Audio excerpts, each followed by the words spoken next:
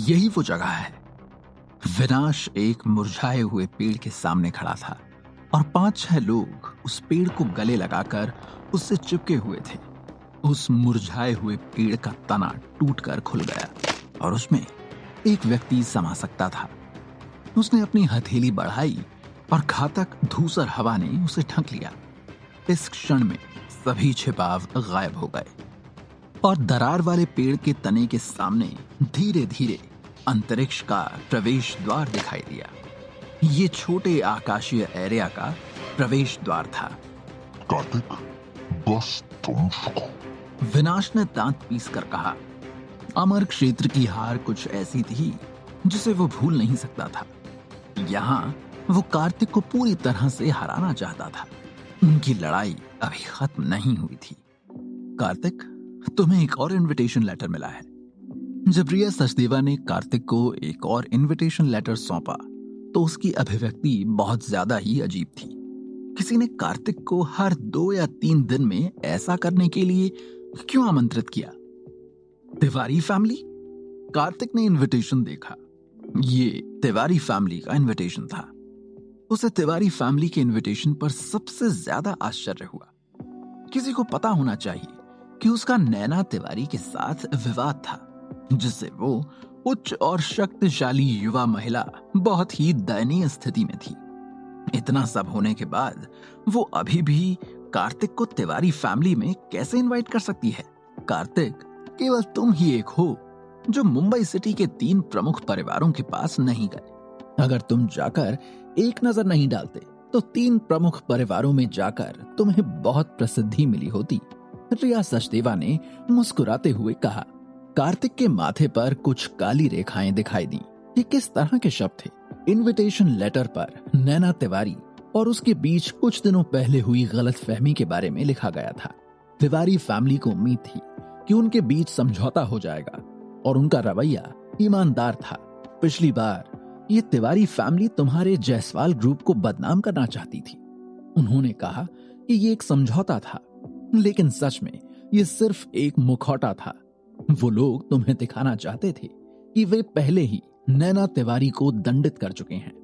रिया सचदेवा ने अपने होठों पर हाथ फेरा और कहा, जब तिवारी फैमिली को पता चला कि कार्तिक लायन ग्रुप का मेहमान है तो वे केवल अपना गुस्सा निगल सकते थे।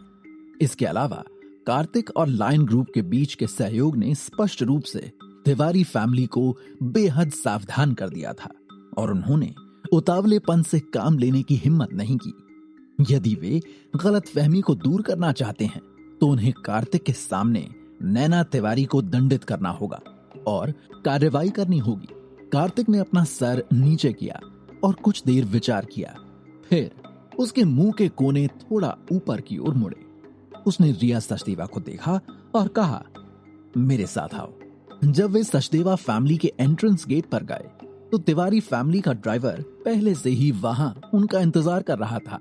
कार्तिक ने मन ही मन सोचा कि तिवारी फैमिली ने कैलकुलेशन कर ली थी कि वो निश्चित रूप से आएगा ही आएगा। तिवारी फैमिली मुंबई सिटी के 3 बड़े परिवारों में से एक मुख्य रूप से ब्यूटी प्रोडक्ट्स मार्केट में डेवलप हुआ। मुंबई सिटी में कई ब्यूटी प्रोडक्ट्स तिवारी फैमिली द्वारा बेचे जाते थे। पूरे देश में तिवारी फैमिली के ब्यूटी प्रोडक्ट्स उत्पाद थे। जब कार्तिक तिवारी फैमिली में पहुंचा तो तिवारी फैमिली का कुलपति माणिक तिवारी नैना तिवारी को कार्तिक के पास ले आए। गेस्ट मेहरा का वेलकम है। माणिक तिवारी ने अपनी मुट्ठी बांधी और अभिवादन किया। कार्तिक ने भी अपनी मुट्ठी बांधी और जवाब दिया। इस माणिक तिवारी ने उसे चिराग माथुर की तरह मिस्टर मेहरा के बजाय गेस्ट मेहरा कहा। स्पष्ट रूप से वो कार्तिक को इशारा कर रहा था कि तिवारी फैमिली ने उसे यहाँ लड़ने के लिए नहीं बुलाया था, क्योंकि उसके पास लायन ग्रुप के गेस्ट की पहचान थी, या शायद उसने केवल कार्तिक के सर्वोच्च पद को उसे बुलाने के लिए चुना था। इन सभी को कार्तिक को समझने की जरूरत थी। जब नैना तिवारी ने कार्तिक को देखा तब भी उसकी आंखों में डर था। कार्तिक ने उसकी आंखों में एक गहरी छाप और डर छोड़ दिया था। गेस्ट मेहरा, भतीजी सचदेवा, कृपया आप दोनों बैठिए। जब वे मेन हॉल में पहुंचे तो माणिक तिवारी ने विनम्रता से उन दोनों को बैठने के लिए आमंत्रित किया। माया इस बार कार्तिक के साथ नहीं आई थी। आखिरकार तिवारी फैमिली का उसके साथ टकराव हुआ था। वो अभी भी नहीं जानती थी इस बार तिवारी फैमिली क्या चाल चलने के बारे में सोच रही थी। वो नहीं चाहते थे कि माया यहां आने का जोखिम उठाएं। जहां तक सचदेवा फैमिली की सबसे बड़ी बेटी रिया सचदेवा की बात है, तिवारी फैमिली उसे छूने की हिम्मत नहीं करेगा। नौकरों द्वारा बेहतरीन चाय और कुछ स्नैक्स परोसने के बाद माणिक तिवारी ने आसपास के नौकरों को जाने के लिए कहा। केवल कार्तिक, रिया सचदेवा, माणिक तिवारी और नैना तिवारी ही वहां उपस्थित थे। जाहिर है वे नहीं चाहते थे कि दूसरे कोई भी वो सब सुने जो वो आगे कहने जा रहे थे। कुछ समय पहले मेरी बेटी ने जायसवाल ग्रुप की प्रतिष्ठा को लगभग नुकसान पहुंचाया था।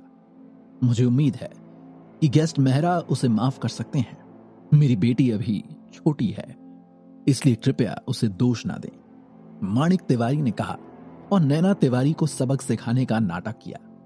नैना तिवारी ने अपना सिर नीचे कर लिया और बोलने की हिम्मत नहीं की। वो इतनी दयनीय थी कि उसमें अब वो अहंकारी प्रवृत्ति नहीं रही जो पहले हुआ करती थी जब वो कार्तिक और माया से पुणे में मिली थी। कार्तिक वहां बैठा और उसने एक अच्छा शो देखा। नैना तिवारी को सबक सिखाने के बाद माणिक तिवारी ने अपनी जेब में से एक चेक निकाला। उस पर 1 करोड़ लिखा हुआ था। कार्तिक इन बड़े परिवारों की दौलत को देखकर सिर्फ आह ही भर सकता था। वे आसानी से 1 करोड़ से अधिक निकाल सकते थे। ये जायसवाल ग्रुप के लिए हमारी तरफ से एक मुआवजा है। कृपया गेस्ट मेहरा की मदद करें। माणिक तिवारी ने अपनी गहरी आंखों से कार्तिक को देखा, जैसे वो उसके आर पार देखने की कोशिश कर रहा हो। कार्तिक ने आराम से चेक लिया और नीचे रख दिया। हालांकि ब्यूटी क्रीम की वजह से जायसवाल ग्रुप को बहुत अधिक धन प्राप्त हुआ था, फिर भी 1 करोड़ बहुत अधिक था। अगर वो इस चेक को नहीं लेगा तो ये बर्बादी होगी। वो इसे अपने साथ लेकर ही जाएगा। सौभाग्य से पिछली बार की घटना ने कोई प्रभाव नहीं डाला, अन्यथा कार्तिक ने लापरवाही से कहा। उसने अपनी आंखें नैना तिवारी की ओर घुमाई। कार्तिक ने अपने दांत पीस लिए, लेकिन वो केवल नैना तिवारी को गुस्से से घूर रहा था। वो कुछ नहीं कर सकता था। लायन ग्रुप के गेस्ट की पहचान के कारण उसने उसे अपमानित करने का साहस नहीं किया। ये लायन ग्रुप की ताकत थी। कई लोगों का ध्यान आकर्षित करने के लिए एक साधारण पहचान ही काफी थी, क्योंकि सेक्युलर वर्ल्ड में लायन ग्रुप सबसे शक्तिशाली ताकत था। इसलिए उन्होंने इसका अपमान करने की हिम्मत नहीं की। गेस्ट मेहरा, ये मेरी बेटी थी जो पिछली बार गड़बड़ कर रही थी। मैंने उसे पहले ही सबक सिखा दिया है। मैं गारंटी देता हूं कि वो फिर से वही गलती नहीं करेगी। आप एक अडल्ट हैं जो एक यंग लड़की के गलत काम को याद नहीं रखेंगे। इस मामले को बस यहीं खत्म कर दें, माणिक तिवारी ने गहरी आवाज में कहा। कार्तिक की लायन ग्रुप के गेस्ट की पहचान उनके लिए एक बड़ी समस्या थी। माणिक तिवारी इस समस्या को हल करने के बारे में तभी से सोच रहा था जब उसे कार्तिक के लिए लायन ग्रुप के महत्व के बारे में पता चला। कार्तिक अभी भी नैना तिवारी को घूर रहा था, जिससे उसकी अभिव्यक्ति अप्राकृतिक हो गई थी। उसकी आंखें बाएं और दाएं मुड़ गईं और उसने सीधे कार्तिक की आंखों में देखने की हिम्मत नहीं की। आप और क्या चाहते हैं? पिछली बार की घटना का जायसवाल ग्रुप पर कोई प्रभाव नहीं पड़ा। चलो बस इस मामले के बारे में भूल जाओ। वो कार्तिक के अजीब रूप को बर्दाश्त नहीं कर सकी। उसने दांत पीस कर कहा, मेरे पिता यहां हैं। कार्तिक ने उपहास किया और कहा, मिस तिवारी की समझ के अनुसार अगर मैं तुम्हें मारना चाहता तो मैं ऐसा नहीं कर पाता, है ना कार्तिक? इससे तुम्हारा क्या मतलब है?